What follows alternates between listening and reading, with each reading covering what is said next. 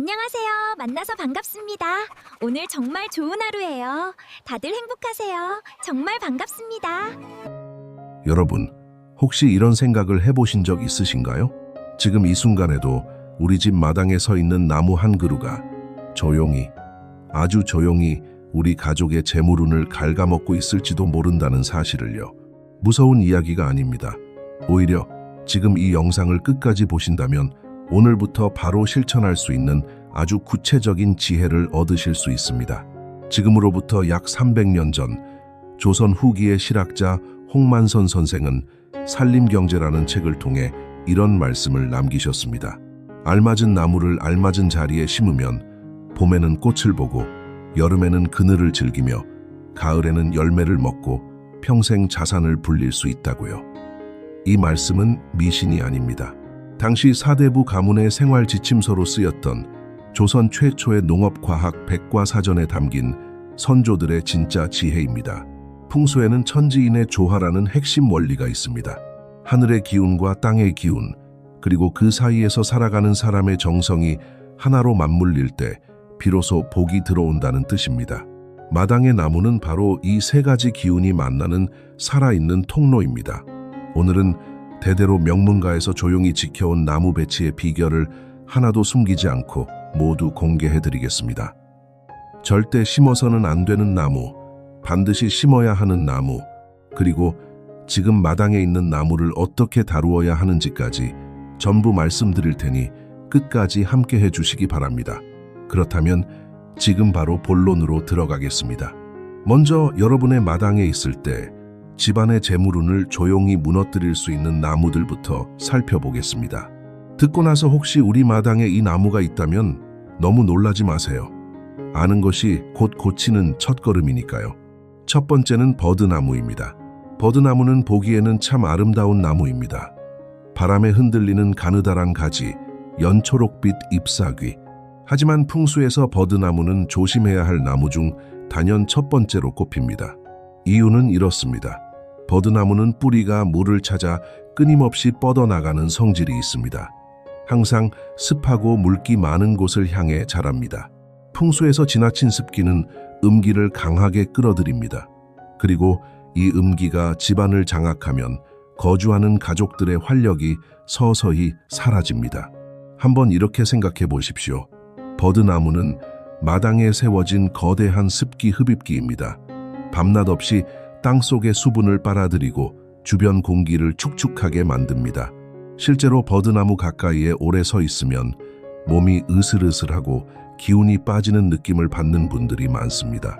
풍수에서는 이것을 재물운이 위로 솟구치지 못하고 땅속으로 꺼지는 현상이라고 설명합니다. 아무리 열심히 일해도 돈이 밑빠진 독처럼 새어나가는 집에는 버드나무가 있는 경우가 많습니다. 게다가 버드나무 가지는 하늘을 향해 뻗지 못하고 아래로 축 늘어집니다. 기운이 상승해야 할 마당에 오히려 땅을 향해 처지는 모습, 이것이 바로 하락과 정체를 상징하는 형상입니다. 지금 마당에 버드나무가 있으신 분들, 가족들의 체력이나 추진력이 예전 같지 않다고 느끼신 적 있으신가요? 한 번쯤 되돌아보시기 바랍니다. 두 번째는 복숭아 나무입니다. 복숭아 나무는 참 묘한 나무입니다. 우리 무속 전통에서 복숭아 가지는 잡귀를 쫓는 강력한 도구로 쓰였습니다. 나쁜 기운을 베어내는 날카로운 양기를 품고 있기 때문입니다. 바로 여기서 풍수에 아주 중요한 역설이 생깁니다. 그 날카로운 기운이 나쁜 것만 막는 것이 아닙니다. 우리 집을 지키러 오시는 조상님의 따뜻한 기운까지 가로막아버립니다. 경북 안동이나 경주의 오래된 명문가들 사이에서는 대문 가까이 복숭아 나무를 절대 두지 않는 것이 수백 년 이어온 불문율이었습니다. 조상님의 음덕이 끊기면 자손의 앞길에 예상치 못한 풍파가 생긴다는 것을 그분들은 몸으로 알고 있었던 것입니다. 복숭아 나무 자체가 나쁜 나무는 결코 아닙니다. 다만 대문 근처, 안방 창문 방향만큼은 피해 주십시오. 위치 하나가 복이 되기도 하고 흉이 되기도 합니다.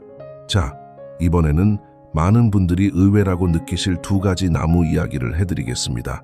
앞서 말씀드린 버드나무나 복숭아 나무와는 달리 이 나무들은 오히려 좋다고 알려진 나무들입니다. 그래서 더 조심하셔야 합니다. 세 번째는 회화나무입니다. 회화나무는 예로부터 학자나무라고 불렸습니다. 하늘의 신에게 보고를 올리는 신성한 나무로 여겨져 왔고 경복궁과 창덕궁 같은 왕실의 궁궐, 그리고 큰 서원과 향교에는 빠짐없이 심어져 있던 나무입니다. 아이 공부 잘 시키려고 심었다는 분들, 이 말씀을 꼭 끝까지 들어주십시오. 회화나무의 기운은 그 품격이 너무나 높고 웅장합니다. 나라의 대운을 받아야 하는 궁궐이나 국가적인 장소에는 이보다 더 어울리는 나무가 없습니다. 하지만 문제는 바로 일반 가정집의 좁은 마당입니다.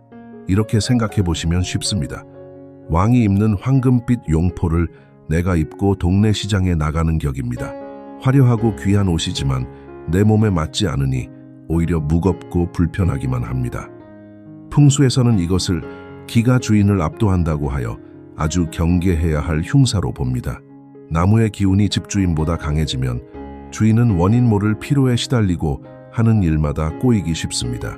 내가 감당할 수 없는 너무 큰 옷을 억지로 입은 것이니 일반 주택에서는 차라리 심지 않는 것이 집안을 평안하게 지키는 길입니다. 네 번째는 오동나무와 지붕보다 높이 자란 큰 나무들입니다. 오동나무는 성장 속도가 놀라울 정도로 빠른 나무입니다. 그 빠른 성장이 땅속의 기운을 독차지해 주변 흙을 메마르게 만듭니다. 하지만 오늘 제가 여러분께 꼭 말씀드리고 싶은 것은 따로 있습니다. 한번 이 한자를 떠올려 보십시오. 고날곤쿤, 네모난 울타리 안에 나무 목이 갇혀 있는 모습입니다. 우리 집 마당 한가운데 나무 한 그루가 서 있는 모습이 바로 이 글자와 똑같습니다. 풍수에서는 마당 정중앙에 큰 나무를 심는 것을 곤의 형상이라 하여 집안이 가난해지는 흉상으로 경고합니다.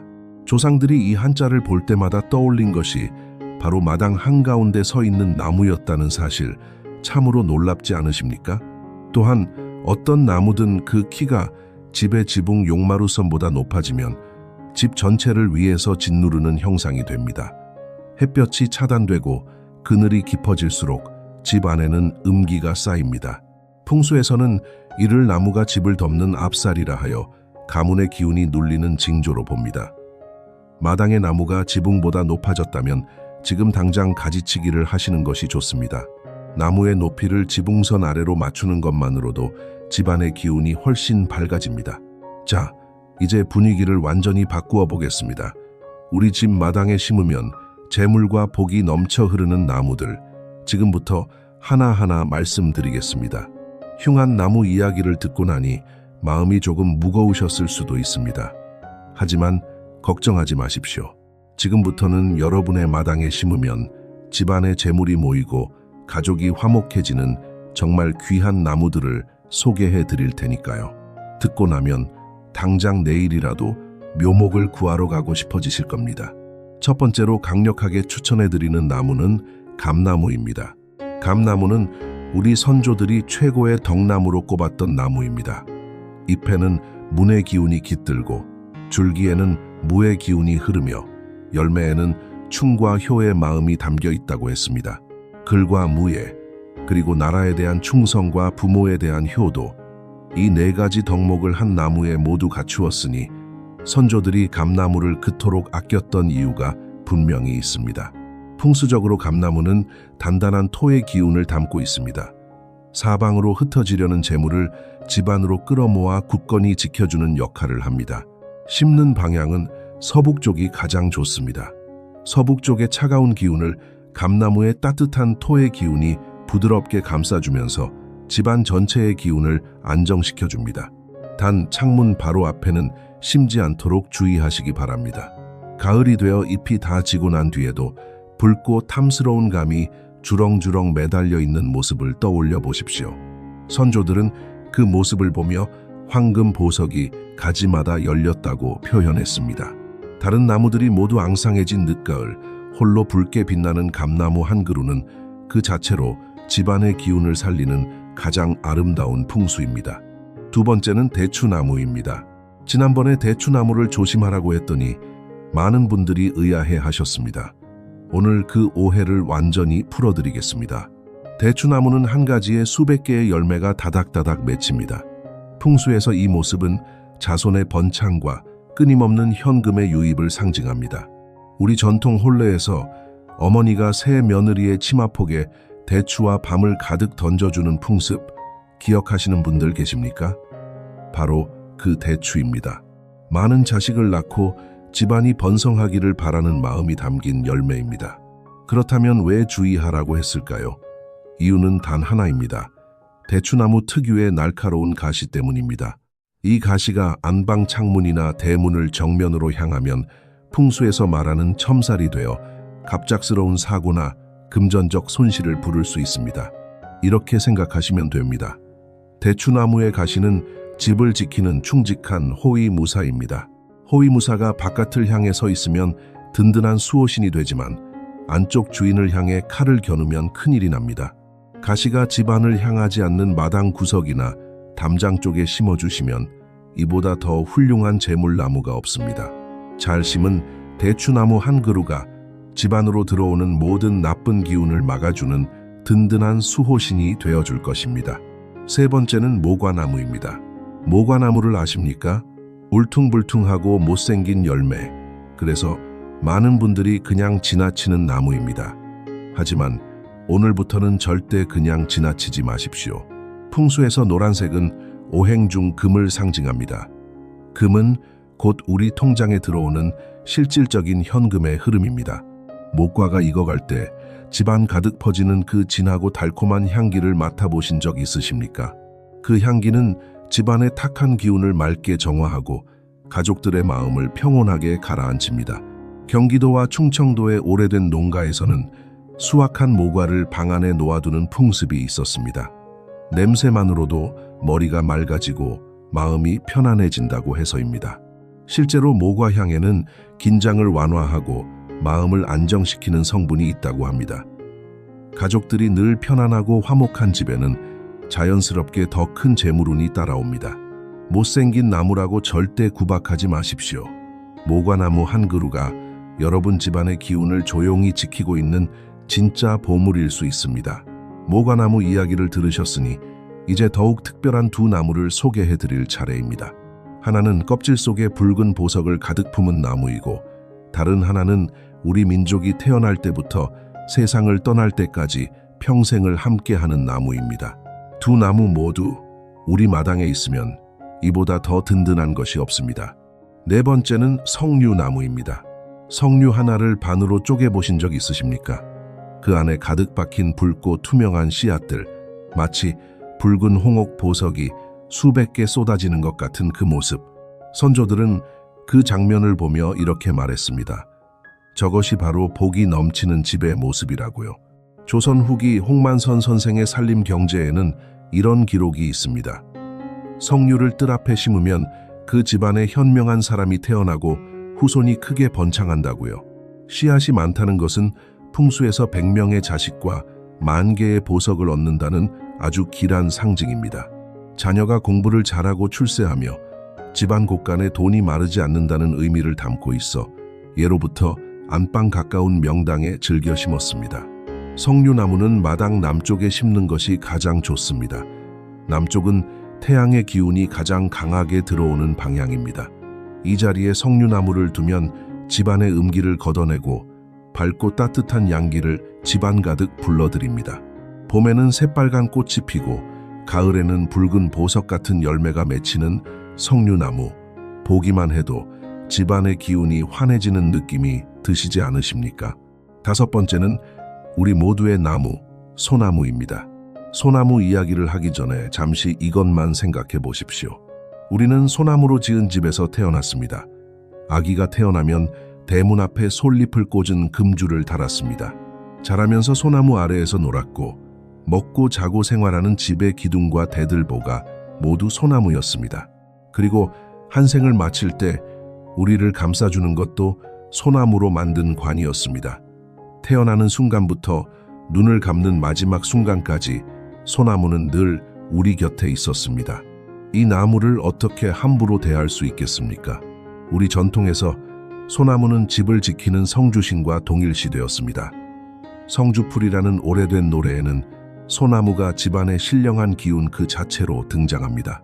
그만큼 소나무는 단순한 나무가 아니라 집안의 기운과 직접 연결된 살아있는 수호신입니다. 그렇다면 소나무는 어디에 심어야 할까요? 풍수 대가들 사이에서도 이 문제는 오랫동안 논쟁이 되어 왔습니다. 북쪽의 차가운 음기를 막기 위해 북쪽이나 서북쪽에 심는 것이 좋다는 분들이 있고, 동쪽과 남쪽, 그리고 서쪽 모두 길하다는 분들도 있습니다. 이렇게 오랜 세월 동안 최고의 풍수 대가들이 서로 다른 의견을 낼 만큼 소나무는 그 기운이 깊고 섬세한 나무라는 뜻입니다. 결코 아무렇게나 심어도 되는 나무가 아닙니다. 한 가지만큼은 모든 풍수 대가들이 입을 모아 말합니다. 마당 정중앙이나 대문을 가로막는 자리에는 절대 심지 말라고요.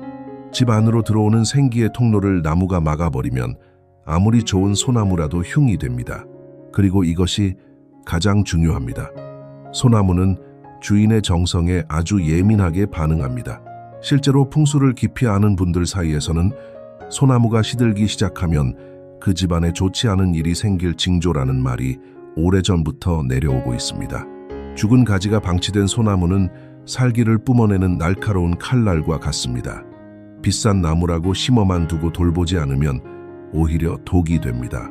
매일 아침 나무를 살피고 시든 가지 하나를 정성껏 잘라주는 그 행위 자체가 집안의 흐트러진 기운을 바로잡는 가장 고귀한 풍수 수행입니다. 소나무와 눈을 맞추고 물을 주고 쓰다듬어 주십시오.